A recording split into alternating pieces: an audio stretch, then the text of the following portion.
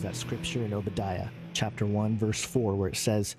"Though you soar aloft like the eagle, though your nest is set among the stars, from there I will bring you down, declares the Lord." And I'm starting to think that nesting among the stars, even ascending into heaven or climb up to heaven, as Amos 9:2 suggests, I'm starting to think that outer space or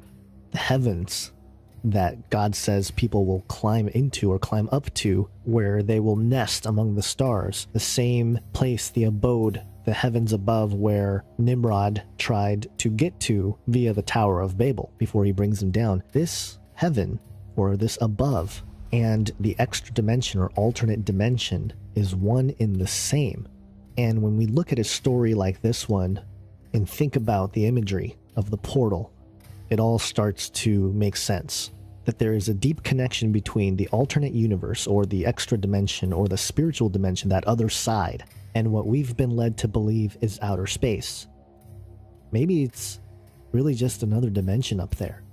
And we do have access to it, but there are specific properties that we are not privy to yet. Anyway, those are some of my thoughts. Ponder on that for a little.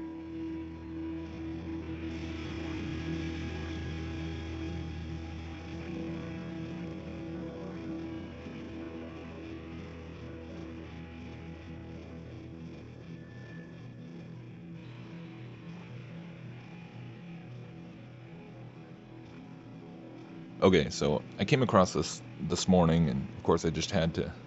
comment on it briefly because pretty interesting to hear Gons saying this, and not only saying what he says, but the fact that he shows the well-known picture. I believe was a wood carving, wood block, of the firmament that is so often associated with flat Earth and enclosed cosmology. And that, so whether or not he's fully going to that length at this point, honestly, at this point, I think I'm not even so concerned with, because what he's saying here really for me is kind of one of the most pivotal and interesting points of this whole thing, and it's kind of what I've been talking about ever since I started producing content here, and really just touches on just kind of one of the whole points of contemplating this idea of enclosed biblical cosmology and the implications as far as the spiritual realm, and what they are really trying to do with all these secret projects, whether it's speculations about a secret space program or CERN and interdimensional portals and all these things, and seeing how these things keep bleeding into each other and what are all the connections. And for me, honestly, I think I'm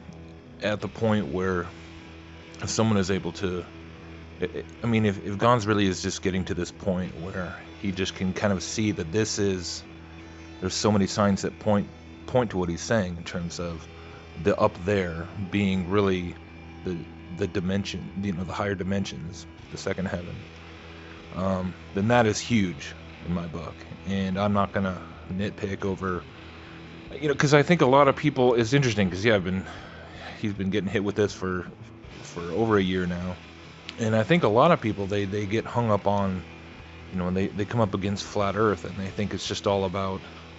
they completely miss all the dimensional aspects of it and all those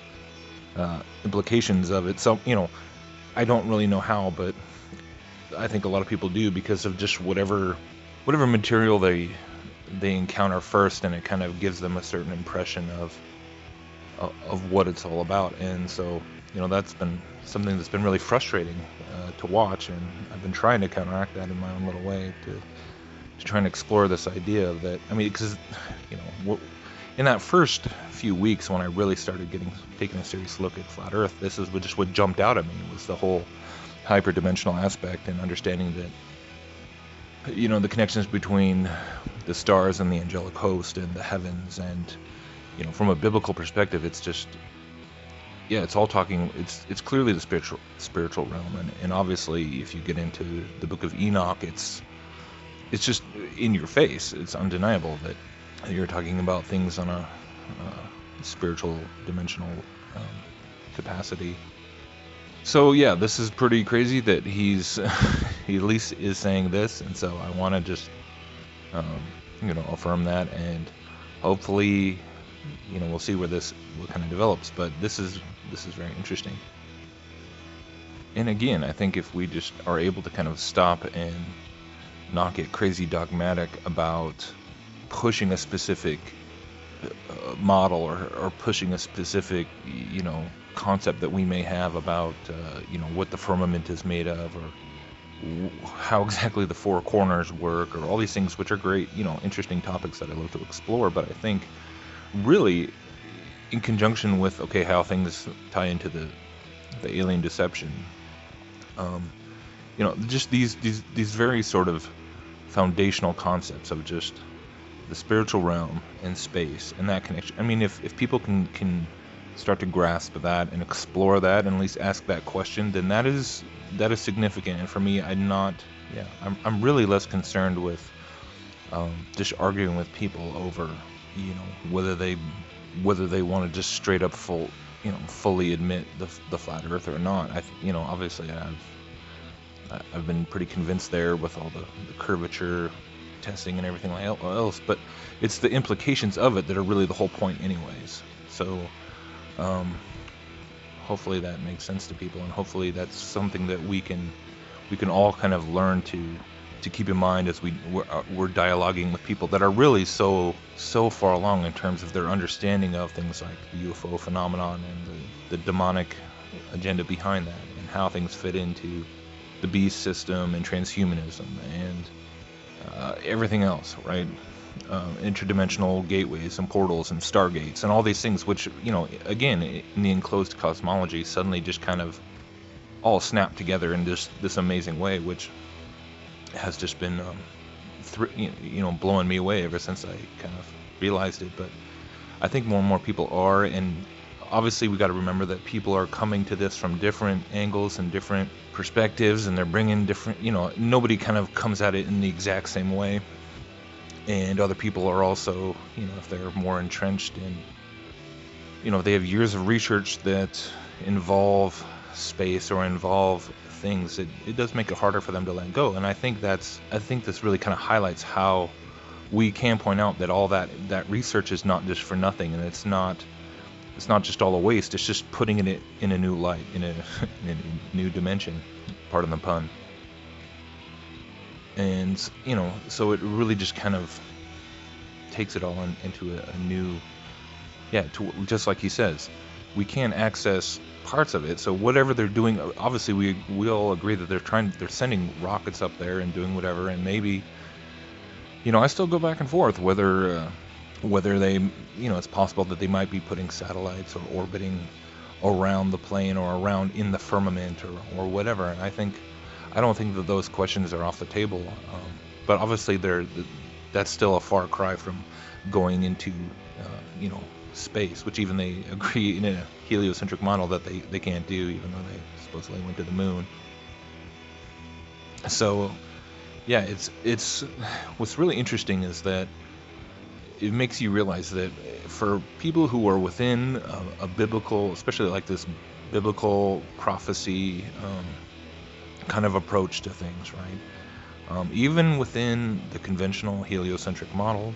there has always been sort of this vague understanding that at some point, even if you believe in physical planets that are made out of rock and gas and things that are orbiting, and, if you believe in the whole space paradigm,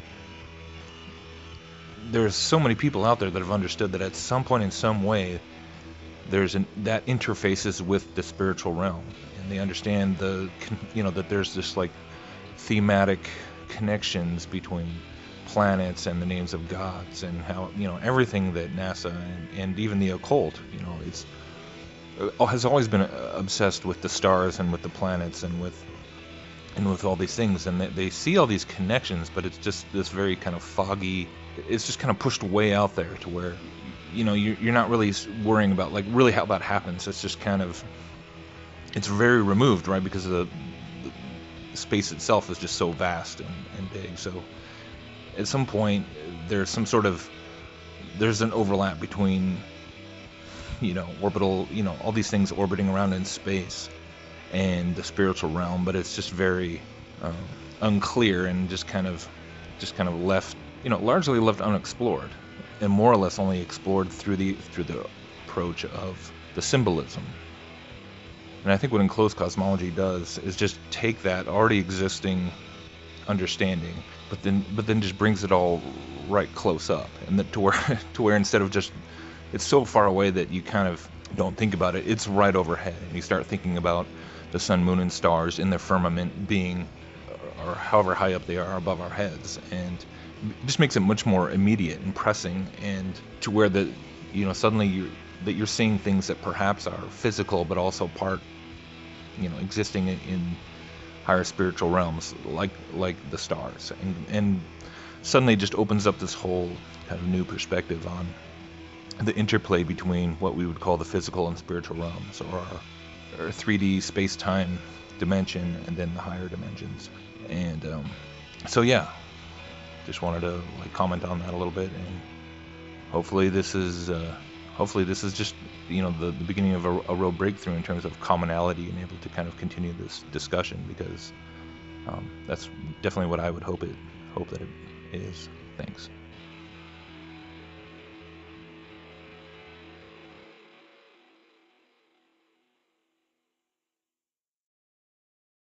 People will climb into or climb up to, where they will nest among the stars, the same place, the abode, the heavens above, where Nimrod tried to get to via the Tower of Babel before he brings them down. This heaven, or this above, and the extra dimension or alternate dimension is one in the same. And when we look at a story like this one that we are not privy to yet. Anyway, those are some of my thoughts. Ponder on that for you.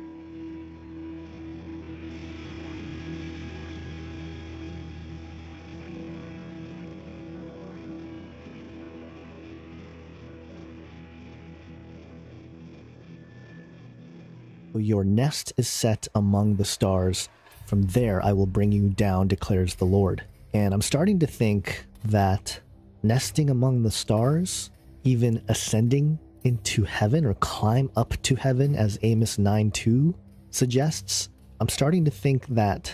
outer space, or the heavens, that God says people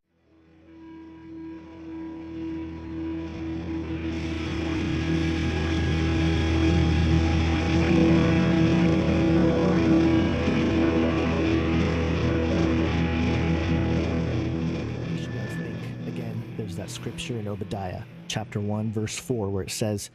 though you soar aloft like the eagle, and think about the imagery of the portal,